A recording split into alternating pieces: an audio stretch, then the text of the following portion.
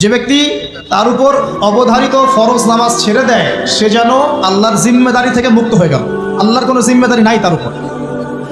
90% মুসলিমের দেশে এটা খুবই দুঃখজনক যে আমাদের মধ্যে বেশিরভাগ মানুষ 5 ওয়াক্ত নামাজ পড়ে না। শুধু বড় গলায় কি 90% মুসলিম বললে হবে? যখন 90% মুসলিমের দেশের 100% মুসলিম 5 ওয়াক্ত নামাজ পড়বে, ইসলাম এমনি এমনি প্রতিষ্ঠা হয়ে যাবে ইনশাআল্লাহু তাআলা। যখন মুসলিম কান্ট্রির বেশিরভাগ মানুষই নামাজি হবে, ইনশাআল্লাহ আল্লাহর জমিনে আল্লাহর দিন প্রতিষ্ঠা হয়ে যাবে ইনশাআল্লাহ। আমরা যদি নামাজ আদায় না করি, দিন কি প্রতিষ্ঠা হবে ভাই? আমরা তো আমাদের দেহের উপরেই দিনটা প্রতিষ্ঠা করতে পারলাম না। পরিবারে করব কিভাবে, সমাজে কিভাবে করব, আর বিশ্বে কিভাবে করব? তবে আলোচনার একটা উদ্দেশ্য বলে দিয়ে থাকি, আগে বলে দিই, ইসলাম দিয়ে পৃথিবী শুরু হয়েছে, নবী দিয়ে সভ্যতা শুরু হয়েছে। ইসলাম দিয়েই পৃথিবী শেষ হবে, নবী দিয়েই সভ্যতা শেষ হবে ইনশাআল্লাহ। শুরু হয়েছে আদম আলাইহিস সালামকে দিয়ে এবং শেষ হবে ইনশাআল্লাহ তাআলা নবী ঈসা আলাইহিস সালামকে দিয়ে। এই কথাটা মাথায় রাখবেন। ইহুদিরা অপেক্ষা করে বসে আছে। কিসের অপেক্ষায় বসে আছে? সব ইহুদিরা অবশ্য, যারা জালেম, জায়নিস্ট, বদ, এরা অপেক্ষা করে বসে আছে যে শেষ জামানায় তাদের একজন মাসিহ আসবে। কি আসবে? মাসিহ মানে ত্রাণকর্তা, উদ্ধারকর্তা। যেই মাসিহ আসলে পরে তারা সারা বিশ্বটাকে শাসন করবে এই জেরুজালেম থেকে। কোন জায়গা থেকে? নাম শুনছেন? কোন দিকে এটা? ইসরায়েল। ইসরায়েলের না, এটা ফিলিস্তিনের। কার? এই জায়গার মালিক কে? এই জায়গার মালিক আমরা। এটা আমাদের জায়গা। 3টা মসজিদ আপনি সফর করবেন সোয়াবের আশায়, তার সবচেয়ে শ্রেষ্ঠ মসজিদ হারাম মানে মক্কায়। 1 রাকাত নামাজ পড়বেন, 1 লক্ষ রাকাত নামাজের সওয়াব হবে ইনশাআল্লাহ। 2 নাম্বার মদিনা, 1 রাকাত নামাজ পড়বেন, 1000 রাকাত নামাজের নেকি হবে ইনশাআল্লাহ। 3 নাম্বার কি? এই যে আকসা, আমরা তো ভুলেই গেছি। আকসা আমাদের। আকসা কাদের? তারা দখল করে নিয়েছে। আচ্ছা, নেক দখল করেছে আমাদের কারণেই, আমাদের দুর্বলতার কারণেই।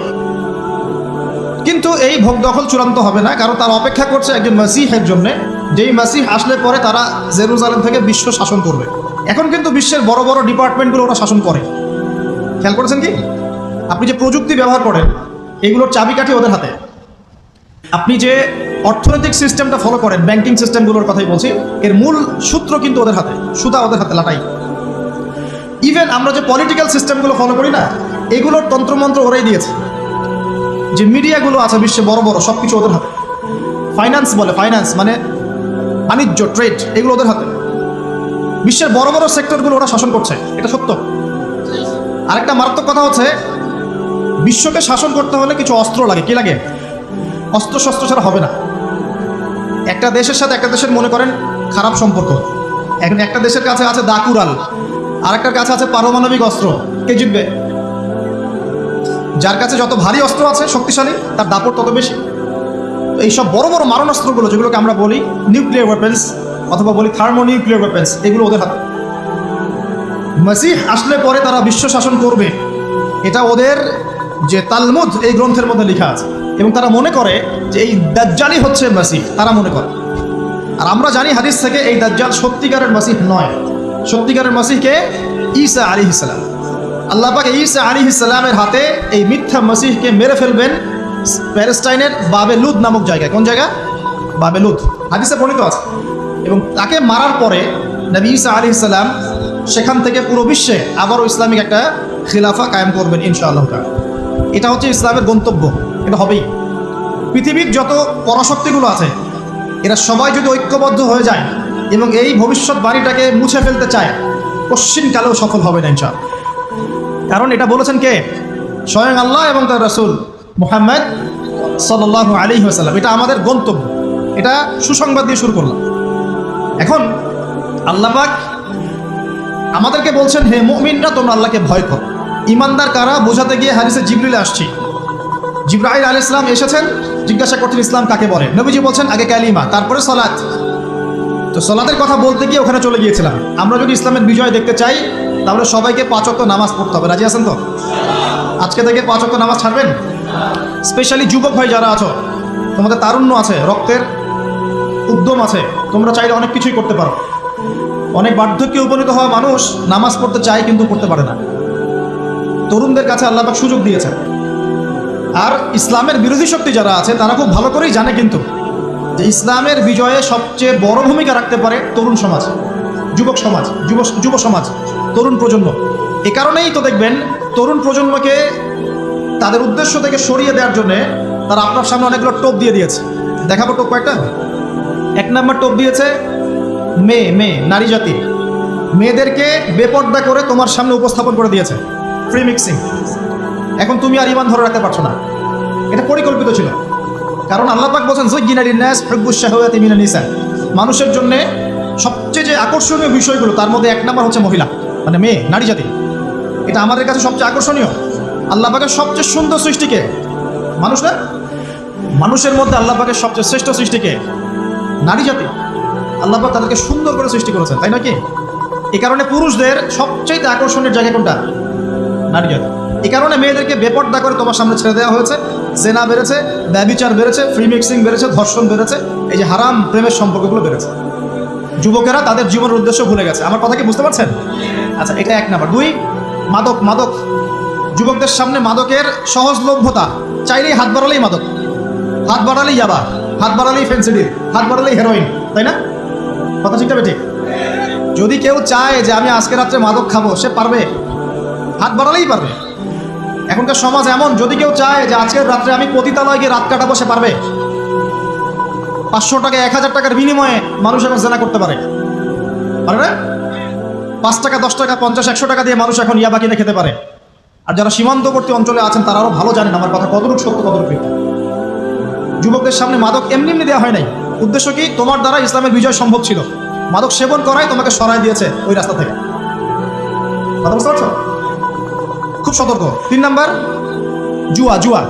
তোমার সামনে জুয়া দিয়ে দিয়েছে। জুয়া, ফুটবল বিশ্বকাপ হইলে জুয়া, IPL হইলে জুয়া, BPL হইলে জুয়া, ফুটবল FIFA হইলে জুয়া। জুয়া খেলে না মানুষ। আর যে যুব সমাজ তাদের জীবনের উদ্দেশ্য জানে না, তাদের পক্ষেই সম্ভব এইসব মেসি, আর্জেন্টিনা, ব্রাজিল এইসব নিয়ে ব্যস্ত থাকা। যারা নিজেদের জীবনের উদ্দেশ্য জানে তাদের জন্য কোশ্চিনকালেও এখানে সময় নষ্ট করা সম্ভব না। দুনিয়ার জীবনটা কি খেলতামাশা? দুনিয়ার জীবনটা কি খেলতামাশার জন্যে? আল্লাহ পাক যে হায়াতটা দিয়েছেন, ধরেন 50, 60 বা 100 বছর, এই হায়াতটা কে দিয়েছেন? এই সময়টার মালিক কে? তাহলে আল্লাহ যদি সময়ের মালিক হয়, আমি কেন সময় 1 ঘন্টা অপচয় করবো ওখানে বসে বসে?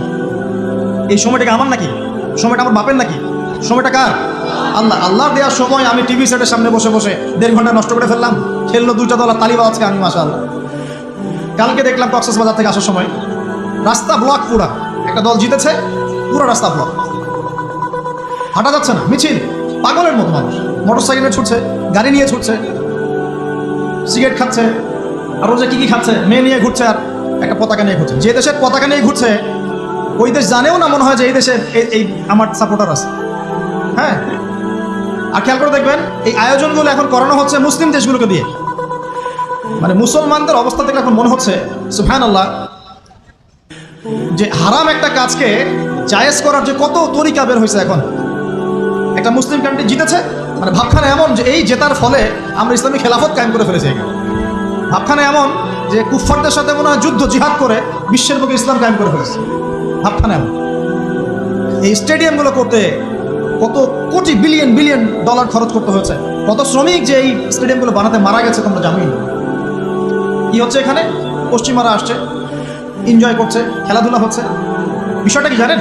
আমাদেরকে এই খেলাধুলার অহেতুক কাজে ব্যস্ত করে দিয়ে ওরা ওদের এজেন্ডা বাস্তবায়ন করছে। দেখবেন যখন রমজান মাস আসে তখন দেখবেন মুসলিম কান্ট্রির উপর নির্যাতন বাড়ে। যখন বড় ইভেন্ট হয়, ওয়ার্ল্ড কাপ, এটা সেটা, দেখবেন ভিতরে মুসলিম কান্ট্রির উপর নির্যাতন বাড়তে থাকে। মানুষ একদিকে তাকায় থাকে, আর একদিকে উদ্দেশ্য সাধন করতে হয়। বুঝাচ্ছি বিষয়টা। আপনার 5টা বাচ্চা আছে মনে করেন, খুব জ্বালায়, কান্নাকাটি করে, হইচই করে। আপনি মোবাইল ফোনটা বের করে দিয়ে বলেছেন, বাবা বস, তোরা 5 জন মিলে একটা কার্টুন দেখ, আমি একটু কাজটা করি। দিয়ে দিলেন, ও কার্টুন দেখছে চুপচাপ, কেউ কোনো ডিস্টার্ব নয়। বুঝতে পারছেন? এই যে বাচ্চাগুলো কার্টুন দেখছে না, এগুলো হচ্ছে আমরা। এখন আর ওই যে কাজ করছে বাপ, এটা হচ্ছে ওরা, পশ্চিমারা। আপনার কথা কি বুঝতে পারেন? আচ্ছা, সহজ করার চেষ্টা করছি। প্রিয় যুবক ভাইরা, মেয়ে তো উন্মুক্ত করে দিয়েছেই, মাদক তো দিয়েছেই, জুয়া দিয়েছে, অহেতুক এসব খেলতামাশা দিয়েছে তোমার সামনে, তোমার সময় কেড়ে নেওয়ার জন্য, তোমার হায়াত কেড়ে নেওয়ার জন্য। তোমার মূল্যবান হায়াত, যে হায়াতটাকে তুমি আল্লাহর পথে দাওয়াতের কাজে ব্যয় করবা, দিন চর্চার কাজে ব্যয় করবা, আল্লাহর ইবাদতের কাজে ব্যয় করবা, আমর বিল মারুফ নাহি আনিল মুনকারের কাজ করবা, এই সময়টা ওরা কেড়ে নিয়েছে তোমার কাছে। বুঝতে পারছো না? আবার নেশা দিয়ে তোমার ভিতরটা নষ্ট করে ফেলেছে, জেনা দিয়ে তোমার অন্তরের নূর নষ্ট করে দিয়েছে, ফ্রি মিক্সিং দিয়ে জেনা এবং তোমার যে পবিত্রতা, চারিত্রিক পবিত্রতা নষ্ট করে দিয়েছে। আরও দিয়েছে পর্নোগ্রাফি। বেশিরভাগ যুব সমাজ এখন বাসায় গিয়ে রাতের বেলা পর্ন দেখে। দেখা যায় সারাদিন ভালো কাজ করে, বাসায় গিয়ে রাতের বেলা পর্ন দেখে। পর্নোগ্রাফি দেখে না বা দেখে নাই কখনো এমন একটা ছেলে খুঁজে পাওয়া যাবে না। আর যখন আপনি এগুলোতে অভ্যস্ত হয়ে যাবেন তখন শরীর খারাপ হয়ে যাবে, মন ভালো থাকবে না, আপনি একাকী গোপন পাপ করবেন, শরীর দুর্বল হয়ে পড়বে। একটা মেয়ের দিকে আপনি সম্মানের চোখে তাকাতে পারবেন না, মনে হবে মেয়ে মানেই মনে হয় ভোগের বস্তু। পর্ণে আসক্ত যারা, তারা কোনো কাজে শান্তি পায় না, অস্থির। এমনকি তারা যদি বিয়ে শাদীও করে তবু বৈবাহিক জীবনে সুখী হতে পারে না। কেন জানেন? নিজের শক্তি ক্ষমতাগুলো আগে নষ্ট করে ফেলেছে। এবং অনেকগুলো মেয়ে যখন আপনি দেখবেন নগ্ন, তখন আপনার স্ত্রীকে আপনার কাছে সুন্দর মনে হবে না, মনে হবে এই মেয়ের চেয়ে মনে হয় ওই মেয়েটা সুন্দর, এর চেয়ে মনে হয় ওইটা সুন্দর। আর মেয়ের প্রতি সম্মান তো থাকবেই না, মেয়েকে মনে হবে একটা ভোগের বস্তু। যত বেশি পর্নোগ্রাফি বেড়েছে তত ধর্ষণ বেড়েছে, দেখেছেন? পর্ন যত বেড়েছে ধর্ষণ তত বেড়েছে। এমনকি ছোট ছোট বাচ্চারা পর্যন্ত রেহাই পাচ্ছে না, দেখেন না? ছোট ছোট বাচ্চা, 5 বছর 10 বছরের বাচ্চারা, মেয়ে বাচ্চাদের কথা বলছি, এদেরকেও ধর্ষণ করা হচ্ছে।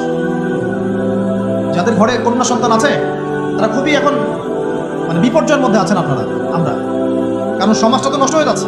আপনার মেয়েকে কতদিন ঘরে রাখবেন? বাইরে তো পাঠাতেই হবে। বাইরে পাঠালে দেখবেন মেয়ের সম্মান নাই, পর্দা নাই, মেয়েকে জোর করে ধর্ষণ করা হচ্ছে। বাসে, ট্রেনে, অটোতে, অমুকে তমুকে, ট্রাকে মেয়েকে ধর্ষণ করা হচ্ছে। আর প্রত্যেক ধর্ষকের তো আর ইসলামিকভাবে বিচার হচ্ছে না, হচ্ছে?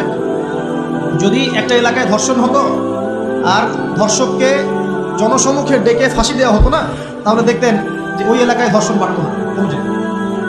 যদি একটা এলাকার চোরদেরকে জনসমুখে নিয়ে এসে হাত কেটে ফেলা হতো, তাহলে বুঝতেন চুরি কাকে বলে, ভয়ে চুরি করতে পারত না।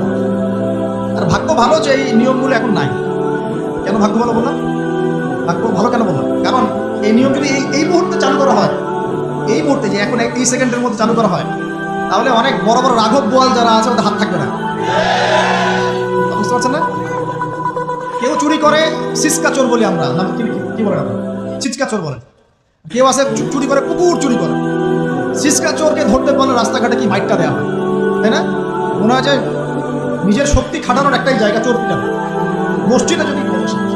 মসজিদে যদি একটা চোর ধরা পড়ে, কি মাইটটা মারে, খুঁটির সাথে বেঁধে একদম জুতা স্যান্ডেল দিয়ে। সামনে যে কুকুর চুরি করে বসে আছে, কিছুই করতে পারতো না। কথা মিথ্যা কথা বলছে? যদি একটা মুসলিম রাষ্ট্রের মধ্যে দুর্নীতি না থাকতো না, মুসলিম রাষ্ট্র বিশ্বকে নেতৃত্ব দিত। যদি কোনো মুসলিম রাষ্ট্রের মধ্যে দুর্নীতিটা না থাকতো না, তাহলে দেখতেন ওই রাষ্ট্র অবশ্যই বিশ্বকে নেতৃত্ব দিত। এমন অনেক অমুসলিম রাষ্ট্র আছে যেগুলো অমুসলিম হওয়া সত্ত্বেও ওদের মধ্যে কোনো দুর্নীতি নেই, জানেন? আল্লাহ পাক আমাদের সবাইকে পরিপূর্ণ মুসলমান হওয়ার তৌফিক দান করুন। দেখেন আল্লাহ পাক বলেছেন, উদখুলু ফিস-সিলমি কাফা, তোমরা পরিপূর্ণরূপে ইসলামে প্রবেশ করো। এখন আমি যদি নামাজও পড়ি, আবার ঘুষও খাই, এদিকে রোজাও রাখি, আবার সুদও খাই, আবার এদিকে আমি হজমরাও করি, অন্যের সম্পদ আত্মসাৎ করি, মাপে কম দেই, মজুদদারি করি ইত্যাদি, আমি কি পরিপূর্ণ মুসলিম? আমি কি উদখুলু ফিস-সিলমি কাফার উপর আমল করতে পেরেছি? আল্লাহ পাক এখানে বলছেন, ওয়ালা তামুতুন্না ইল্লা ওয়া আনতুম মুসলিমুন, পরিপূর্ণ মুসলমান না হয়ে তোমরা মৃত্যুবরণই করিও না। করলে সমস্যা, পরিপূর্ণ মুসলমান না হয়ে মারা গেলেই কি সমস্যা? ওই যে আল্লাহ পাক বলবেন, মান রব্বুক, বলবে লা আদরি, আমি তো জানি না, কারণ পরিপূর্ণ মুসলমান হয়নি তো, আল্লাহর সাথে শিরক করেছে। আল্লাহ পাক বলবেন, মা দীনুক, বলবে লা আদরি, আমি জানি না। মা দীনুক উত্তর কেমন করে দিতে পারবে? ইসলামের কিছু অংশ মানে, কিছু অংশ মানে না। ইসলামের কিছু অংশ মানে, নামাজ, রোজা, হজ, যাকাত, তাসবিহ, তাহলিল সবই মানে, কিন্তু সুদ ছাড়তে হবে, ঘুষ ছাড়তে হবে, জেনা করা যাবে না, মদ খাওয়া যাবে না, দুর্নীতি করা যাবে না, মানে না। তাহলে মা দীনুক কি উত্তর দিবে? মান নবিয়ুক, কে নবী? উত্তর কিভাবে সম্ভব? নবীর সুন্নতি তো নাই গায়ের উপর, চেহারায় নাই, কাপড়ে নাই, চলাফেরায় নাই, ওঠা বসায় নাই, ইবাদতে থাকলেও অর্থনীতির মধ্যে নাই, অর্থনীতির মধ্যে থাকলেও সংস্কৃতির মধ্যে নাই, সংস্কৃতিতে থাকলেও সমাজে নাই। নবীর সুন্নত কি খালি ঘরে তসবিহ টেপার মধ্যেই? মানে আমরা খালি সুবহানাল্লাহ সুবহানাল্লাহ পড়বো, এটাই সুন্নত? দাড়ি ছেড়ে দিব, এটাই খালি সুন্নত? টাকনোর উপরে কাপড় পরবো, এটাই কি খালি সুন্নত? সমাজের মধ্যে সুন্নত নাই, অর্থনীতির মধ্যে সুন্নত নাই, ব্যবসা বাণিজ্যের সুন্নত নাই, চাকরি বাকরিতে সুন্নত নাই, পরিবারের সুন্নত নাই, সংস্কৃতির মধ্যে সুন্নত নাই। আর রাষ্ট্রের কথা বললাম না, ওটা বাদ দেন। ওটা এডুকেশন সম্ভব না, ইল্লা মাশাআল্লাহ, যদি আল্লাহ পাক না চান। ওইদিকে আমি কথাই বলতে চাচ্ছি না। আমি সমাজ পর্যন্তই আছি, এর উপর আছে। প্রিয় ভাইরা, যুবক ভাইদের কথা বলে আমি সামনে যাব। 1 নাম্বার কি বলেছি, তোমরা সতর্ক থাকবে মেয়ে থেকে। কি থেকে? মেয়ে থেকে 100 হাত দূরে।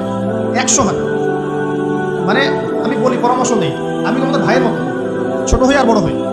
আর আমাকে এইসব আল্লামা সাহেব এইসব বলার দরকার নাই। আমি একদম তালেবে ইলম, এখানে বড় বড় অনেক আলেম ওলামায়ে কেরাম আছেন, আমি খুব বিব্রত বোধ করছি কথা বলে। আমি জানি যে হকপন্থী ওলামায়ে কেরাম যারা, তারা আমাদের মতো অনলাইনেও আসেন না, ফেসবুক ইউটিউবে ভিডিও পাবেন না, এমনও আলেম বাংলাদেশে আছেন জানেন, যারা বহু আলেম তৈরি করছেন, মাদ্রাসায় খেদমত করছেন।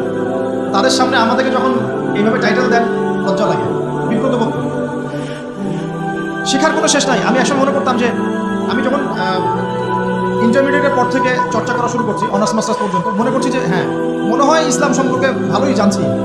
তারপর যখন কওমি আলেমদের কাছে পড়তে শুরু করলাম, বলি এগুলো ভিতরের কথা, খোলামেলা বলি, গল্প করছে আপনাদের সাথে, রাগ করছে নাকি? তখন বুঝলাম যে বিগত 5-7 বছরে তো আমি কিছু পড়াশোনা করছি বলে মনে হচ্ছে না। যেমন একটা হাদিস শো করে বললাম যে, ওস্তাদ, এই যে আল্লাহ রাসূল সাল্লাল্লাহু আলাইহি ওয়াসাল্লাম বলেছেন যে একজন মুমিন ব্যক্তি আর একজন মুমিন ব্যক্তির আয়না স্বরূপ। কি স্বরূপ? আয়না স্বরূপ। তো আমি যদি অনলাইনে কোনো ভাইয়ের ভুল ধরিয়ে দেই সমালোচনার মাধ্যমে, তাহলে কি আমি হাদিসের উপর আমল করলাম না? তখন অবস্থা মিটি হাসছেন, বলছেন যে তোমার তো টুকটাক অ্যারাবিক গ্রামারের বেস ভালোই, তোমার কি মনে হয়? আমি বললাম যে আমার কাছে তো এটাই মনে হচ্ছে যে আমি যদি সমালোচনা করি, আমি তো আমর বিল মারুফ নাহি আনিল মুনকারের কাজই করলাম। তিনি বলছেন আসলে এই হাদিসের ব্যাখ্যা এমন। কেমন ব্যাখ্যা? তুমি কি খেয়াল করো নাই? আমাকে বলছো তুমি কি খেয়াল করো নাই? তুমি যখন আয়নার সামনে গিয়ে দাঁড়াও, তখন আয়না কিন্তু তোমার সাথে কথা বলে না। আয়না নীরব থাকে, স্থির থাকে, কিন্তু তোমার দোষ ত্রুটি কোথায় আয়না কিন্তু দেখিয়ে দেয়। মনে করেন, বুঝাচ্ছি, মনে করেন আপনার গাল কেটে গেছে, আপনি আয়নার সামনে দাঁড়িয়েছেন, আয়না কিন্তু আপনাকে বলে দিবে না এই যে তোমার গাল কাটা, এই ছেলে তোমার গাল কাটা, এই মেয়ে, এই ছেলে তোমার এই সমস্যা, ওই সমস্যা বলবে। চুপচাপ থাকবে, আয়না দেখিয়ে দিবে আপনার ভুলটা কোথায়। তিনি আমাকে হাদিসের ব্যাখ্যা শিখাচ্ছেন, বলছেন যে একজন মুমিন ভাই যদি কোনো ভুলের উপর থাকে, তুমি সঠিকটা আমল করে ওর সামনে দাঁড়িয়ে দেখিয়ে দিবে যেটা সঠিক। বুঝলাম, যতদিন যাচ্ছে আমি বুঝতে পারছি যে আসলে এই জ্ঞানের সমুদ্র যে কত গভীর, 100 বছর হায়াত দিলেও মনে হয় শেষ করতে পারবে। প্রিয় যুবক ভাইরা, নসিহত করছি, সেটা হচ্ছে যে দিনের জ্ঞান অর্জন করতে হবে। জ্ঞান অর্জনের কোনো বিকল্প নাই। জ্ঞান অর্জনের জন্য শুধুমাত্র ফেসবুক ইউটিউব যথেষ্ট নয়, এগুলো কনস্ট্রাকটিভ কোনো মাধ্যম নয়, বরং ফিতনা ছড়াবে এগুলো কিন্তু বেশিরভাগ ক্ষেত্রে ফিতনাই ছড়াচ্ছে। আপনার কাছে মনে হচ্ছে হয়তো যে অনেক কিছু লাইভ হচ্ছে, আমরা পাচ্ছি, হ্যাঁ, অনলাইনের মাধ্যমে জানছি, ঠিক আছে, স্বীকার করি, ভালো আছে, কিন্তু মন্দটা অনেক বেশি। এর মধ্য দিয়ে আলেমে বিভক্তি হয়ে গেছে, এর মধ্য দিয়ে একে অপরের সাথে আমাদের সম্পর্ক নষ্ট হয়ে যাচ্ছে, গীবত, তহমত, সমালোচনা, কাদা ছড়াছড়ি সংস্কৃতি বাড়ছে, ঐক্য বিনষ্ট হচ্ছে, অনেক সমস্যা হচ্ছে। আর এগুলো কনস্ট্রাকটিভ সিলেবাস নয়। সিলেবাস আপনাকে ওলামায়ে কেরামের কাছে এসে জানতে হবে। আমি বলছি 1 নাম্বার কোরআন থাকবে। আপনাদের জেনারেলদের জন্য বলছি, কারণ আপনাদের জন্য এটা এত সহজ হবে না। মাদ্রাসা যারা পড়া শুরু করেছেন ছোটোবেলা থেকে, তাদের জন্য সহজ, আপনাদের জন্য এত সহজ নয়। সিলেবাসগুলো জেনে রাখেন। কোরআন পড়তে হবে আগে, পবিত্র কোরআনের বিশুদ্ধ তেলাওয়াত শিখতেই হবে। প্রত্যেক দিন চেষ্টা করবেন 1 পৃষ্ঠা 2 পৃষ্ঠা, আধা পারা 1 পারা করে তেলাওয়াত করার জন্য। তেলাওয়াতের কোনো বিকল্প নাই, প্রত্যেক হরফে 10 নাকি পাবেন ইনশাআল্লাহ। এরপরে এর ভাষা আছে, কোরআনিক গ্রামার আছে, নাহুসর, আর এই বইগুলো আপনি একা পড়তে পারবেন না। এই বইগুলো পড়তে হলে ওস্তাদ লাগবেই। এক একটা বই 2 বছর করে পড়তে হইতে পারে, পড়তে হবে। যদি আপনি কোরআন জানতে চান, বুঝতে চান, পড়তে হবেই। আর যদি মনে করেন না আমার এত জানা বোঝার দরকার নাই, সেটা আলাদা বিষয়, তখন আপনি ওলামায়ে কেরামের কাছে গিয়ে জিজ্ঞাসা করে মাসআলা নিয়ে নেবেন। এখানে একটা কথা বলে দিই, এখন আবার একটা নতুন আমি ফিতনাই বলবো বের হয়েছে যে আলেম ওলামার প্রয়োজন নাই, কোরআন হাদিস বাসায় পড়বা, নিজে একাই মুস্তাহিদ হয়ে যাবে। অনেক দিনই ভাইকে দেখছি আমি, যুবক, জানেন, তার আগে বিপদগামী ছিলেন, হেদায়েত হয়ে ইসলামের দিকে এসেছেন, এখন প্রথমেই সহিহ বুখারী কান দিয়ে পড়াশোনা করেন। কে বললো আপনাকে প্রথমে সহিহ বুখারী পড়তে? আপনি কি এক লাভ দিয়ে এই মেডিকেল সায়েন্সের বই পড়তে যাবেন? এত কঠিন বই আগে কেন? এই বইগুলো পড়তে ওলামায়ে কেরামের 15-20 বছর সময় লাগে। 15-20 বছর সময়, 15 বছর বেশি করে ফেলছেন। আমাদের মতো হলে 20 বছর লাগে। কঠিন বই আগে না, আগে সহজ বইগুলো পড়তে হতো। তো ভাবখানা তখন দেখা যায় এমন কয়েকটা হাদিসের কিতাব পড়ে, কোরআনের কিছু অনুবাদ করে, আলেম ওলামার আর দরকার নাই, কোন মাযহাবেরও দরকার নাই, আমি নিজে একাই মুস্তাহিদ। এটা একটা ফিতনা চলছে। তো আমি বুঝাচ্ছি আপনাকে, একটা মাসআলা ধরেন আপনার সামনে আসলো, মনে করেন ওই যে আমি পেপার মানি নিয়ে কথা বলেছিলাম না, কাগজের টাকা, এরপর আসে ক্রিপ্টোকারেন্সি। কি আসছে নাম শুনুন না? ইলেকট্রনিক মানি তো চলে আসছে, যে ইলেকট্রনিক মানি দিয়ে আপনারা লেনদেন করছেন না, এরপরে আসবে ক্রিপ্টোকারেন্সি। ক্রিপ্টোকারেন্সি মানে বিটকয়েন। এগুলো ভবিষ্যৎবাণী না, কিন্তু কিছু মানুষ মনে করে এগুলো ভবিষ্যৎবাণী। এগুলো ভবিষ্যৎবাণী না, এগুলো বর্তমান। অলরেডি পৃথিবীর কিছু কিছু দেশে চলে আসছে, হয়তো বা এদেশেও অচিরে আসবে। তো মনে করেন এখন আপনি একজন সাধারণ মানুষ, ক্রিপ্টোকারেন্সি কি জিনিস আপনি বোঝেন না। এখন আপনি একজন আলেমের কাছে আসলেন, এসে বললেন হুজুর ক্রিপ্টোকারেন্সি কি জিনিস আমি বুঝি না, এটা হালাল না হারাম, জায়েজ না জায়েজ, কতটুকু রাখা যাবে না মাসালা দেন। এখন আমি যদি আপনাকে বলি এই যে ভাই নেন কোরআন, এই যে তাফসীর ইবনে কাসির নেন, জালালাইন নেন, মারিফুল কোরআন নেন, এই যে বুখারী, মুসলিম, তিরমিজি, আবু দাউদ, নাসাই সবগুলো নেন, বাসায় গিয়ে পড়াশোনা করে মাসালা বের করেন, পারবেন? সম্ভব? সম্ভব কি? কে পারবে? যিনি মুস্তাহিদ। আর একটা সমাজের মধ্যে মুস্তাহিদ মানুষের সঙ্গে কতজন থাকে? অল্প কিছু। বেশিরভাগ মানুষই তো অন্ধ অনুকরণ তাকলিদ করতে হবে। তখন এই যে আপনি আমার কাছ থেকে মাসালাটা জানলেন, এই মাসালা জেনে নেওয়াটা কি আপনার জন্য উচিত না অনুচিত? আপনার এই মাসালা জেনে নেওয়াটা কি উচিত না অনুচিত? এই মাসালা আমার কাছে বা আলেমের কাছে না জানলে কিভাবে শিখবেন আপনি? শেখার জন্য আপনাকে আসতে হবে না? এটাই মাযহাব, এটাই মাযহাব। এখানে বিভ্রান্তির কোনো সুযোগ নাই যে আমি এগুলো মানি না, আমি খালি বইপত্র একা একা পড়বো, আলেম হয়ে যাবে, সম্ভব না। যখন আমরা কলেজে পড়তাম অনেক সময় মনে হতো যে হয়তো বা সম্ভব, যখন পড়া শুরু করেছি তখন দেখছি যে না, এই সমুদ্রে ডুব দেওয়া কেবল শুরু, এর তলানি খুঁজে বের করতে 100 বছর লাগবে মনে হয়। আল্লাহু আকবার। দিনের জ্ঞান তো বেশি। আলী রাদিয়াল্লাহু আনহু একটা কথা বলে দেই, দিয়ে সামনে যাচ্ছি। আলী রাদিয়াল্লাহু আনহু শেষ বয়সে বলছেন, তাকে প্রশ্ন করা হচ্ছে যে আপনার কি কোনো দুঃখ আছে জীবনে? আলী রাদিয়াল্লাহু আনহু বলছেন যে আমি শুরু থেকে নবী সাল্লাল্লাহু আলাইহি ওয়াসাল্লামের পাশে ছিলাম, আমার দুঃখ নাই, তবে একটা মনের কষ্ট। কি? আমি যে জ্ঞানগুলো শিখেছি নবীর কাছ থেকে সাল্লাল্লাহু আলাইহি ওয়াসাল্লাম, সেই জ্ঞান বিতরণ করার জন্য কোনো পাত্র খুঁজে পেলাম না। কি গভীর কথা! যে জ্ঞান শিখেছি এটা বিতরণ করার পাত্রই খুঁজে পেলাম না। তাহলে পাত্র, আমরা তো পাত্র, জ্ঞান বিতরণ করবেন ওলামায়ে কেরাম। পাত্র আমরা যদি পরিষ্কার না হই, জ্ঞান কিভাবে পাবেন? সম্ভব? আরেকটা বিষয় বলে দেই, যখন আপনি জ্ঞানের চর্চায় মাঠে নামবেন, আল্লাহ পাক আপনার সম্মানার্থে ফেরেশতার পাখা আপনার পায়ের নিচে বিছিয়ে দিবেন। আর যখন আপনি জ্ঞান চর্চা করে আলেম হবেন ইনশাআল্লাহ তাআলা, আপনার জন্যে আসমান জমিনের সমস্ত মাখলুক, এমনকি সমুদ্রের নিচের মাছ, গর্তের ভিতরের পিপিলিকা, সবাই আল্লাহর কাছে আপনার জন্য ইস্তেগফার করবে ইনশাআল্লাহ। এটা হাদিসে নবীজি বলেছেন যে আকাশের চাঁদটাকে তোমরা যেমন দেখো উজ্জ্বল অন্য নক্ষত্রগুলোর তুলনায়, ঠিক তেমনি সাধারণ মানুষের উপর একজন আলেমের মর্যাদা এমন। প্রিয় ভাইরা, যুবক ভাইদেরকে বলছি, স্পেশালি আজকের লেকচারটা স্পেশালি তোমাদের জন্য, এই ফাঁদগুলো থেকে বেঁচে থাকবে এবং এলেম অর্জন করবে। এলেম অর্জনের কোনো বিকল্প নয়, এবং এলেম অর্জনের জন্য সিলেবাস লাগবে। আর অনেক বইপত্র একা একা পড়তে পারবে না, আলেম ওলামাদের সংস্পর্শ লাগবেই, বুঝতে পারবেন। এর পাশাপাশি আপনি সিরাতের বই পড়বেন, ইতিহাস পড়বেন, ইসলামিক অর্থনীতি পড়বেন, হ্যাঁ, ভূরাজনৈতিক প্রেক্ষাপটের বইগুলো পড়বেন, এগুলো ঠিক আছে। এবং জেনারেল লাইনে যেখানে পড়াশোনা করছেন, এই পড়াশোনাও কন্টিনিউ করবেন এবং আপনার প্রতিভা দিয়ে আপনার জায়গা থেকেই ইসলামের খেদমত করবেন ইনশাআল্লাহ। পারা যাবে না? আল্লাহ তৌফিক দান করুন। যুবক ভাইদের সামনেই ফাঁদ। কেন ফাঁদ? কারণ যুবক ভাইরা যদি জীবনের উদ্দেশ্য জেনে ফেলে এবং ইসলাম প্রতিষ্ঠার কাজে আত্মনিয়োগ করে, তাহলে কুফার শক্তি পালানোর জায়গা খুঁজে পাবে না ইনশাআল্লাহ। প্রিয় ভাইরা, আল্লাহ রাব্বুল আলামিন বলছেন মুমিনদেরকে, হে মুমিনরা, তোমরা আল্লাহকে ভয় করো। দেখুন, 6টা পিলারে বিশ্বাস না করা পর্যন্ত কেউ মুমিন হয় না। কয়টা পিলার? 1 নাম্বার হচ্ছে আল্লাহর প্রতি বিশ্বাস। 1 নাম্বার আল্লাহর প্রতি বিশ্বাস। 2 ফেরেশতা মণ্ডলীর প্রতি বিশ্বাস। 3 আসমানি কিতাব সমূহে বিশ্বাস। 4 নবী রাসূলগণের প্রতি বিশ্বাস। 5 পরকালের প্রতি বিশ্বাস। এবং 6 তাকদীরের ভালো মন্দের প্রতি বিশ্বাস। এই 6টা পিলারকে মনে বিশ্বাস করতে হয়, মুখে স্বীকৃতি দেওয়া লাগে এবং কাজেও বাস্তবায়ন করতে হয়, তারপর আপনি মুমিন হবেন ইনশাআল্লাহ। আল্লাহ পাক বলছেন আমাদেরকে, এই মুমিনদেরকে তোমরা আল্লাহকে ভয় করো, ভয় করার মতো ভয় করো। এটার ব্যাখ্যা কি? ভয় করা মানে কি? শুধু নেক আমল করা মানেই আল্লাহকে ভয় করা নয়। আল্লাহ পাকের যত নিষেধ আছে, এই নিষেধগুলো ছেড়ে দেওয়ার নাম হলো আল্লাহকে ভয় করা। যদি আমি নামাজ পড়ি, প্রমাণিত হবে না যে আমি আল্লাহকে ভয় করি। হারাম ছেড়ে নামাজ পড়েন, হালাল খেয়ে নামাজ পড়েন, প্রমাণ হবে আপনি আল্লাহকে ভয় করেন। নামাজ পড়াটা একটু সহজ কাজ, কিন্তু এই হারাম রিজিক ছেড়ে দেওয়া এত সহজ কাজ না। রোজা রাখা সহজ কাজ তুলনামূলক, কিন্তু সুদ ঘুষ ছেড়ে দেওয়া এত সহজ কাজ নয়।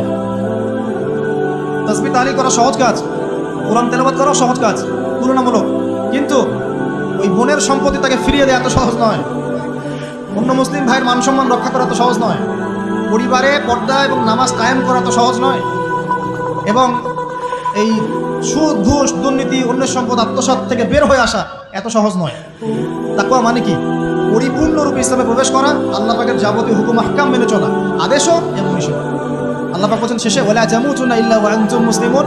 একজন নবীর কথা খালি বলবো, বিশৃঙ্খলা করেন, একটু ধৈর্যের সাথে বসেন।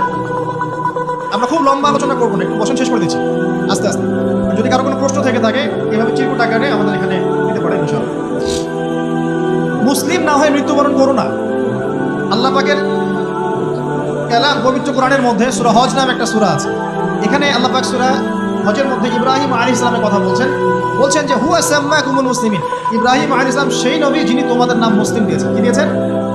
আচ্ছা, ইব্রাহিম আলাইহিস সালামের দুটো ঘটনা বলবো খালি, আমি আপনাকে ইসলাম দেখাচ্ছি কি জিনিস। দেখুন,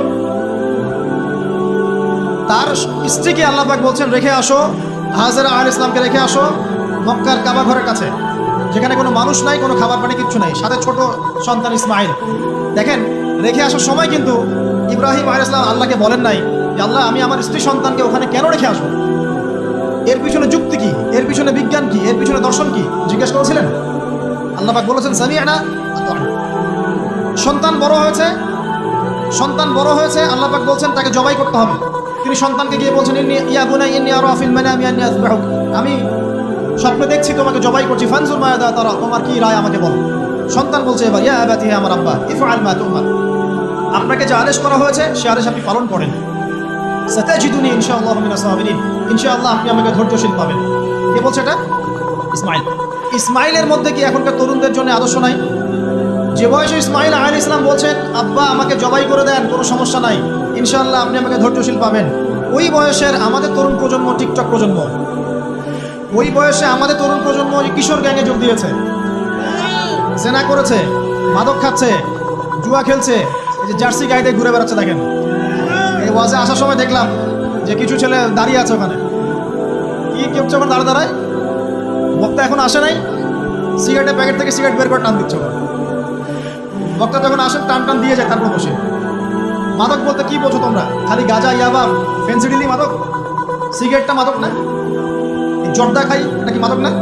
এগুলো মাদকের মধ্যে পড়ে, এগুলো ফ্যাশন হয়ে গেছে এখন। আল্লাহ পাক তোমাদেরকে এগুলো থেকে হেফাজত করুন। আমি দেখেন, ইসমাইল বলছেন হে আমার আব্বা আমাকে আপনি জবাই করে দেন, যদি আল্লাহ আদেশ করে থাকেন, আমাকে ধৈর্যশীল পাবেন ইনশাআল্লাহ। মা বোনদের জন্য বলছে এখানে একটা কথা, দেখুন প্রিয় মা বোনরা ভালো করে শুনুন। দেখুন, ইসমাইল আলাইহিস সালামকে কিন্তু তার বাবা বড় করেন নাই। ইসমাইল আলাইহিস সালাম বড় হয়েছেন মক্কায় তার মায়ের কাছে, হাজরা আলাইহিস সালামের কাছে। আর ইব্রাহিম আলাইহিস সালাম থাকতেন সিরিয়ায়, শামে, তার আরেক স্ত্রী সারা আলাইহিস সালামের সাথে। তিনি যাওয়া আসা করতেন। আর তখনকার যাওয়া আসা এত সহজ ছিল না, তখন কোনো মোটরযান ছিল না। দেখুন, যেমন মা তেমন সন্তান। কেমন মা? হাজরা আলাইহিস সালামকে বলা হচ্ছে যে তোমাকে এখানে রেখে যেতে আল্লাহ আদেশ করেছেন।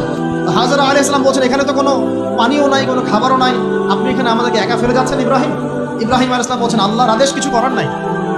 এখন হাজরা আলাইহিস সালাম বলছেন আচ্ছা যদি আল্লাহ আদেশ করে থাকেন তাহলে ইনশাআল্লাহ আল্লাহ আমাদের হেফাজত করবেন, আল্লাহর প্রতি আমি পূর্ণ তাওয়াক্কুল করলাম। কে বলছেন? হাজরা।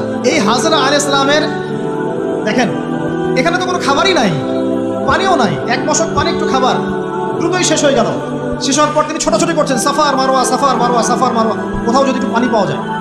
কি তাওয়াক্কুল আল্লাহর প্রতি, ছোটাছুটি করছেন। বাচ্চা ইসমাইল কান্নাকাটি করছে। মায়ের এই ছোটাছুটি আল্লাহর কাছে এত পছন্দ হয়েছে, যতদিন হজ থাকবে এই হাজরা আলাইহিস সালামের স্মৃতির সাথে জড়িত এই সাই থাকবে। এবং এই ঘটনা আল্লাহর কাছে এত পছন্দ হয়ে গেল যে আল্লাহ পাক জিবরাইল আলাইহিস সালামকে পাঠিয়ে জামজাম কূপের পানি বের করে দিলেন, যেই কূপের পানি জীবনে কখনো শেষ হয় না, পানি খেলে খিদাও লাগে না। চিন্তা করে দেখেন, গ্যালন পানি যাচ্ছে, গ্যালনের পর গ্যালন জামজাম থেকে প্রত্যেক দিন। এমনকি মদিনায় গেলেও আপনি জামজামের পানি পাবেন, মসজিদে কুবায় গেলেও জামজামের পানি পাবেন। আর পৃথিবীর বিভিন্ন জায়গায় তো আমরা নিয়ে আসছি, শেষ হয়েছে? পানির স্তর 1 ইঞ্চি পর্যন্ত নিচে নেমেছে। দেখেন, আল্লাহর প্রতি যখন মানুষ পূর্ণ তাওয়াক্কুল করে তখন আল্লাহর মারিফত নেমে আসে। যখন মানুষ আল্লাহর প্রতি পূর্ণ তাওয়াক্কুল করে ফেলবে তখন আল্লাহ পাক আধ্যাত্মিকত্ব দিয়ে দিবেন। এটা কি বিজ্ঞান দিয়ে ব্যাখ্যা করা যায়? একজন ফেরেশতা আসলো, পাখা দিয়ে আঘাত করলো, মাটি থেকে ঝর্ণা বের হওয়া শুরু হলো। এখনকার বিজ্ঞান বিশ্বাস করবে? কোনো যুক্তি দর্শন বিশ্বাস করবে? এই যে মা, তাওয়াক্কুল কারিনী মা, তার গর্ভ থেকে জন্ম নিয়েছে ইসমাইলের মতো সন্তান, যে বলছে আব্বা আমাকে জবাই করতে চাইলে করে দেন, কোনো সমস্যা নাই, আল্লাহর ইনশাআল্লাহ আপনি আমাকে ধৈর্যশীল পাবেন। এই জন্য বলি, আমাদের পরিবারের মায়েরা যদি হাজরা আলাইহিস সালামের মতো হতে না পারে তাহলে ইসমাইলের মতো প্রজন্ম তৈরি হবে না। অতএব প্রিয় মা ও বোনেরা, একটা নসিহত যথেষ্ট আপনাদের জন্য, যে নিজেরা হাজারা আলাইহিস সালামের মতো আল্লাহর প্রতি পূর্ণ তাওয়াক্কুলকারী হয়ে যান। নামাজ ছাড়িয়েন না। কোনো মহিলা যদি মাত্র 4টা কাজ করতে পারে, নবী সাল্লাল্লাহু আলাইহি ওয়াসাল্লাম বলেছেন জান্নাতে যাওয়ার জন্য সবগুলো দরজা খুলে দেওয়া হবে। 1 নাম্বার, কোনো মহিলা যদি 5 ওয়াক্ত নামাজ পড়ে, এখানে শুধু ফরজ নামাজের কথা বলা হচ্ছে, নফলের কথাও বলা হচ্ছে না।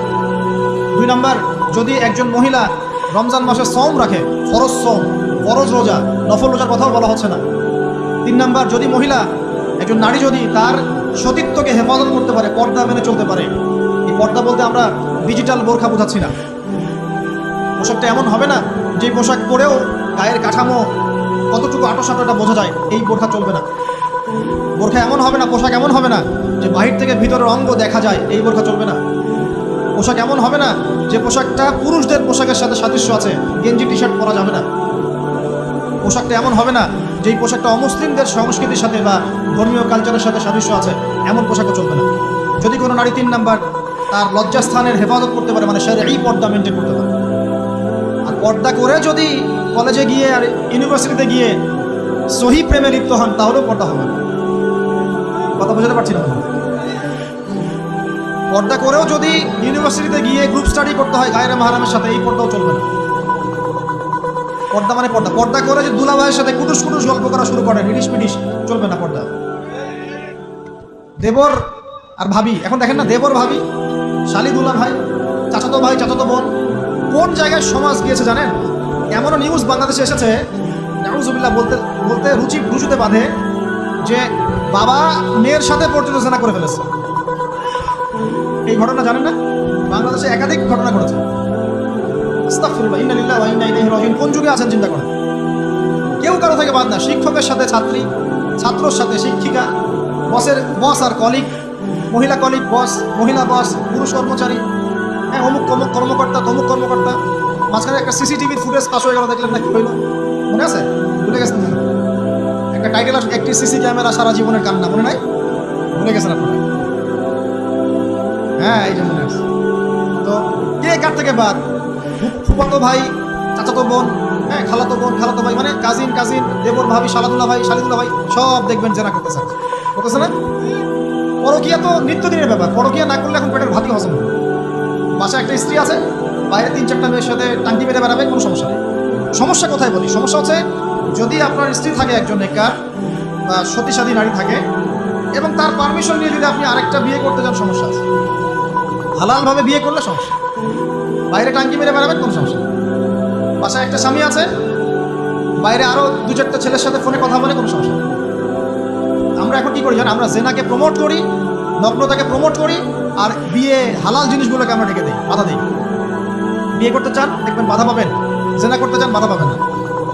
হ্যাঁ, বিশ্বাস করছেন না? বিয়ে করতে যে দেখেন খালি কত বাধা আসে, আর জেনা করতে চান, কোনো বাধা। মদ খাইতে চান, কোনো বাধা নেই। লিগ্যাল কিছু পতিতালয় আছে আমাদের দেশে, লিগ্যাল, এবং তাদেরকে পতিতা বললেও মানুষ রাগ করে। এখন বলতে হবে যৌনকর্মী, সেক্স ওয়ার্কার। কেন? তাদের যদি এতই সম্মান দেওয়ার ইচ্ছা থাকে আমাদের, আমরা কি ওদেরকে হালাল কোনো কর্মসংস্থান দিয়ে এই পাপের পথ থেকে ফেরাতে পারি না? ঠুনকো আবেগ দেখাও মিয়া, বাইরে খালি কিছু টাকা পয়সা ইনভেস্ট করে একটা প্রজেক্ট হাতে নিয়ে এই মেয়েদেরকে, মহিলাদেরকে যদি একটা ভালো কর্মসংস্থানের ব্যবস্থা করে, ওরা কি জেনা করবে নাকি? টাকার জন্য করে, পেটের দায়ে করে। কোনো মেয়ে কি চায় নিজের ইজ্জত মানুষের কাছে বিক্রি করতে? কোনো মেয়ে চায় না। প্রিয় দিনই বোনেরা, পোশাক এই 4টা মূলনীতি মেনে চলবেন। পোশাক এমন হবে না, আটো পোশাক চলবে না, পাতলা পোশাক চলবে না, বাইরে থেকে ভিতর দেখা যায়। পুরুষের পোশাক চলবে না, এবং অমুসলিমদের সাদৃশ্য আছে এমন পোশাক চলবে না। আপনি বাসায় কি পোশাক পরে থাকেন, আমরা এখানে তো কোনো রকম ইন্টারফেয়ার করতে যাচ্ছি না। বাইরে যদি গায়রে মাহরামদের সাথে বের হন, সামনে বের হন, তাহলে অবশ্যই আপনাকে এই পর্দা মেনটেন করে আসতে হবে। Islamic laws. আল্লাহর আইন যদি আপনি না মানেন, আপনার কবর আপনার, আমার কবর আমার। উপদেশ দাও তুমি, শুধু উপদেশ দাতা। লাস্তা আলাইহিম বিমুসাইতির, তুমি কারো প্রতি দারোগা নও। আমাদের দায়িত্ব জাস্ট প্রচার করা। বাল্লিগু আন্নী ওয়ালাউ আয়া, একটা আয়াত জানলেও খালি প্রচার করে দাও, দ্যাটস অল। ফাযাক্কির ইন নাফাআতিদ যিকরা, তুমি উপদেশ দাও যদি উপদেশ কোনো কাজে আসে। প্রিয় ভাইরা, কথা বলতে এখানে এসেছিলাম। একটা মেয়ে 4টা কাজ করলে জান্নাতে চলে যাবে ইনশাআল্লাহ। 5 ওয়াক্ত নামাজ, ফরজ নামাজ, 2 রমজান মাসের সওম, 3 নাম্বার লজ্জাস্থানের হেফাজত, আর 4 নাম্বার স্বামীর আনুগত্য। স্বামীর কি? দেখেন, ফ্যামিলিস্ট মেয়েরা বলবে স্বামীর দাসত্ব, দাসত্ব আনুগত্য এক জিনিস নয়। মনে থাকবে, দাসত্ব আনুগত্য এক জিনিস নয়। আনুগত্য মানে কি? আনুগত্য মানে আপনার স্বামী আপনাকে কোরআন সুন্নাহ মতো চালানোর চেষ্টা করছে, আপনি এটা ফলো করবেন, আনুগত্য। আর আপনার স্বামী যদি আপনাকে কোরআন সুন্নাহর বাইরে যদি বলে যে আসো অফিসের কলিগরা আসছে, আমার টেবিলে খাবার পরিবেশন কর, যাবেন না আপনি, আনুগত্য করবেন না। আপনার স্বামী বলছে যে সুন্দর করে সাজুগুজু করো, আজকে ঘুরে আসে সাজেক, ঠিক আছে, বাইকের পিছনে বসে আপনাকে নিয়ে যেতে চাচ্ছে, আপনি যাবেন না, বলবেন যে এরকম সাজুগুজু করে গায়ের মারামদের সামনে যাওয়া জায়েজ নাই। আনুগত্য কি? কোরআন সুন্নাহ সমর্থিত কাজে আপনি স্বামীকে ফলো করবেন, আনুগত্য। স্বামী যদি এমন কোনো আদেশ করে যে আদেশটা কোরআন সুন্নাহর বাইরে যায়, আপনি এখানে কোনো আনুগত্য নাই। একটা হাদিস আছে, লা তুআতা লি মাখলুক ফি মা'সিয়াতিল খালিক, মানে স্রষ্টার অবাধ্যতায় সৃষ্টির কোনো আনুগত্য নাই, আল্লাহর অবাধ্যতায় সৃষ্টির কোনো আনুগত্য নাই। প্রিয় ভাইরা, একটা আয়াত আমার জন্য যথেষ্ট হবে ইনশাআল্লাহ। মুমিন আমরা মুমিন না? আল্লাহ বিশ্বাস করি কি না? ফেরেশতায় বিশ্বাস করি না? নবী রাসূল আসমানি কিতাবে, পরকাল, তাকদীরে বিশ্বাস করি তো? আমরা সবাই ইসলামের বিজয় চাই কি না? আমরা সবাই পরিপূর্ণ মুসলমান হতে চাই কি না? আমরা চাই কি না যে আমাদের সাথে সাথে আমাদের পরিবারটাও জান্নাতে যাক? আমরা চাই কি না যে আমাদের সমাজটাও ইসলামের আলো আলোকিত হোক? চাই কি না? যদি চাই, প্রিয় ভাইরা, আমার 10টা নসিহত। কয়টা? 10টা, জাস্ট 10টা লাইন বলবো, আর আপনাদের ধৈর্য নষ্ট করছি। 1, জ্ঞান অর্জনের যে কথা বলেছি, জ্ঞান শুধু অর্জন নয়, জ্ঞানের বিপ্লব ঘটাতে হবে। পারবেন ইনশাআল্লাহ? যে যেখানে পড়াশোনা করছেন করেন, কিন্তু ইসলামিক পড়াশোনা বাদ দিয়ে নয়। দিনের জ্ঞান আগে অর্জন করতে হবে, বাল্য বয়সে অর্জন করতে হবে। আল্লাহ তৌফিক দান করুন। 2 নাম্বার, প্রত্যেক দিন কোরআনকে সময় দিবেন। কি করবেন? প্রত্যেক দিন কোরআনকে সময় দিবেন। প্রত্যেক দিন মিনিমাম 1 ঘন্টা করে হলেও কোরআন তেলাওয়াত করার চেষ্টা করেন। পারবেন ইনশাআল্লাহ? 3 নাম্বার, আপনার জীবনটাকে রাসূলুল্লাহ সাল্লাল্লাহু আলাইহি ওয়াসাল্লামের সুন্নাত দিয়ে সাজাতে হবে। প্রত্যেকটা কাজ করার আগে 3 বার চিন্তা করবেন। কয়বার? 3 বার, যে এই কাজটা কিভাবে করলে সুন্নাত হবে, কিভাবে করলে সুন্নাত হবে। এই রাতে ঘুমাবেন, 3 বার চিন্তা করবেন যে কি কি কাজ করে ঘুমালে পরে ঘুমটা সুন্নাত হবে, নেকি হবে। ওযু করবেন, সূরা ফালাক নাস ইখলাস পড়বেন, আয়াতুল কুরসি পড়বেন, সূরা বাকারার শেষে 2টা আয়াত পড়বেন, 33 বার সুবহানাল্লাহ, 33 বার আলহামদুলিল্লাহ, 34 বার আল্লাহু আকবার পড়বেন। ডান দিকে কাত হবেন, আল্লাহুম্মা বিইসমিকা আমুতু ওয়া আহইয়া। যদি 6 ঘন্টা ঘুমিয়ে থাকেন, 6 ঘন্টার প্রত্যেক সেকেন্ডে নেকি পাবেন ইনশাআল্লাহ। এর নাম সুন্নাত। প্রতিটা কাজ সুন্নাত মাফিক করতে হবে। একটা খালি কথা বলে দেই, শুধু একবার দরুদ পড়ে নাই, নবীর নাম শুনে দরুদ পড়ে নাই ইচ্ছাকৃতভাবে, তাকে নবীজি বলছেন সে ধ্বংস হোক। নবী বলছেন আমি, বদদোয়া হচ্ছে না। তাহলে সারা জীবন যে আমরা দাড়ি রাখছি না, টাকনুর নিচে কাপড় পরছি, হ্যাঁ, যে গোফ লম্বা করে একদম শুশুকের মতো রেখে দিয়েছি, কাটছি না, লেবাস ইসলাম আসছে না, নামাজ পড়ছি না, সুন্নাহ মোতাবেক জীবন করছি না, আমাদের কি হবে? আমরা কি নবী সাল্লাল্লাহু আলাইহি ওয়াসাল্লামের সুপারিশ পাবো? কবরে তাকে দেখালে উত্তর দিতে পারবো ইনশাআল্লাহ। কখন? যখন আমরা পুরো জীবনটাকে নবীর সুন্নাহ মতো ঢেলে সাজাবো। সূরা আল ইমরানের মধ্যে আছে, ইন কুনতুম তুহিব্বুনাল্লাহ ফাত্তাবিউনি। আল্লাহ বলেছেন, হে নবী বলে দিন, তোমরা যদি আমার ভালোবাসা চাও, আল্লাহকে পেতে চাও, তাহলে নবীকে অনুসরণ করো, আমাকে অনুসরণ করো। আল্লাহ পাক কি করবেন? ইউহিব্বুকুমুল্লাহ, আল্লাহ পাক তোমাদেরকে ভালোবাসবেন। ইয়াগফির লাকুম যুনুবাকুম, আল্লাহ পাক তোমাদের সমস্ত গুনাহ মাফ করবেন ইনশাআল্লাহ। আল্লাহু গফুরুর রহিম। 3 নাম্বার বলেছি ভাই, নবীর সুন্নাহ মতো জীবন করেন। 4, একটা হালাল রিজিক অন্বেষণ করেন, হারামে যাবেন না। ওয়াদা করেন যে না খেয়ে মরে গেলেও হারাম রিজিকে যাবেন না। পারবেন তো ইনশাআল্লাহ? আল্লাহ পাক তৌফিক দান করুন। 5 নাম্বার, পরিবারের আদর্শ হবে জান্নাতি আদর্শ। পরিবারের মধ্যে অনইসলামিক কোনো কালচার করতে দিবেন। টিভিটা আছে না পরিবারে, আসার বেড়ে আছে ভেঙে দিবেন।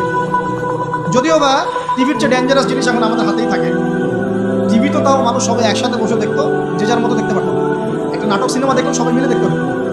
এখন তো ফোন, সবার ঘরে ঘরে একটা পৃথিবী, সবাই ঘরে ঘরে যে যার মতো দেখছে।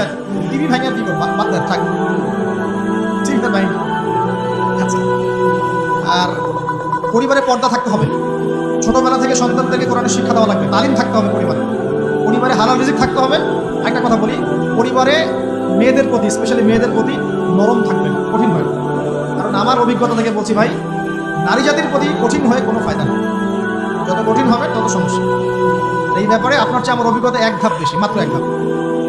আচ্ছা, 5টা। 6 নাম্বার হচ্ছে ইসলামিক কিছু ফাউন্ডেশন বা অ্যাসোসিয়েশন করে তোলার চেষ্টা করেন।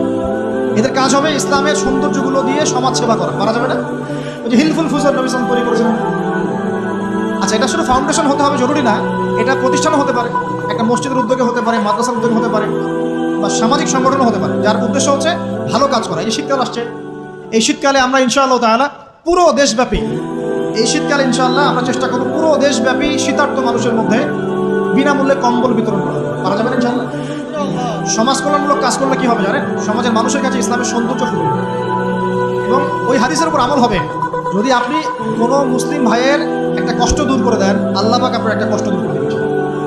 আপনি যতক্ষণ মুমিন বান্দা মুসলিম ভাইয়ের পাশে থাকবেন, আল্লাহ পাক আপনার সাহায্যে আপনার পাশে থাকবেন। আল্লাহ পাক তৌফিক ইনায়াত করুন। আর কি আমর বিল মারুফ নাহি আনিল মুনকারের কাজ করবেন। প্রত্যেক মাসে কিছুটা সময় আল্লাহর রাস্তা দেওয়ার চেষ্টা করবেন। একদিন হোক, 2 দিন হোক, 3 দিন হোক, 7 দিন হোক, আপনি চেষ্টা করেন আল্লাহর পথে সময় দেওয়ার জন্য। এটা 7, 6টা বলবো না 7টা বলবো। 8 নাম্বার, আলেম ওলামার সোহবত লাগবে। একা একা চলা যাবে না। আপনি যে আলেম ওলামাদেরকে হক্কানি মনে করেন, আপনার দৃষ্টিতে তাদের কাছেই আপনি পড়ে থাকেন, কোনো সমস্যা। পরামর্শ ভিত্তিক চলবেন, আলেমদের মাঝখানে বিভক্তি সৃষ্টি করবেন না, ঐক্যবদ্ধতার চেষ্টা করবেন। আল্লাহ তৌফিক দান। আর দুটো হচ্ছে আপনার পরবর্তী প্রজন্ম, বাচ্চা কাচ্চা যারা আছে তাদেরকে এখন থেকেই পরিপূর্ণ মুসলমানের মতো গড়ে তুলবেন। আইডল দিবেন। তোমাদের আইডল হচ্ছে ওমর রাদিয়াল্লাহু আনহু, তোমাদের আইডল খালিদ বিন ওয়ালিদ, তোমাদের আইডল আলী রাদিয়াল্লাহু আনহু, তোমাদের আইডল আবু বকর সিদ্দিক, তোমাদের আইডল হচ্ছে তারিক বিন জিয়াদ, মুহাম্মদ বিন কাসিম। এই যে আপনাদের এই এলাকায়, চিটাগাং এলাকায় কত আলেম ওলামা ওলিয়া উলিয়ার পদচারণা করেছে জানেন? ইতিহাস পড়ে দেখবেন, আপনি ইতিহাস পড়তে পড়তে শেষ করতে পারবেন। সেই মুঘলদের আগে পর্তুগিজরা, তার আগে আরও মানুষ এসেছে, আরব বণিকরা এসেছে, সুফি দরবেশরা এসেছেন, পীর সাহেবরা এসেছিলেন, বড় বড় আল্লাহর ওলিরা এসেছেন, আসেন নাই? অনেক যুদ্ধ বিগ্রহ জিহাদ হয়েছে এখানে। এমনি এমনি তো ইসলাম পায়নি এলাকার মানুষ। ইসলাম এখানে প্রচার করা হয়েছে, প্রতিষ্ঠা করা হয়েছিল। ইবনে বতুতা এখানে এসেছিলেন, হিস্ট্রি পড়ে দেখেন। তো আমাদের পরবর্তী জেনারেশনকে শেখাতে হবে আমাদের শেকড় কোনটা, আমাদের শেকড় ওদেরকে চেনাতে হবে। পারবো না ইনশাল্লাহ? আর সবশেষ কথা হচ্ছে ভাই, যে আমাদের মা বোনদেরকে খাস পর্দায় রাখার চেষ্টা করেন, কোনোভাবেই যেন তাদের ইজ্জত আবরু কেউ সম্ভ্রম নষ্ট করতে না পারে। আল্লাহ পাক আমাদের সবাইকে এই আদর্শগুলো মেনে চলতে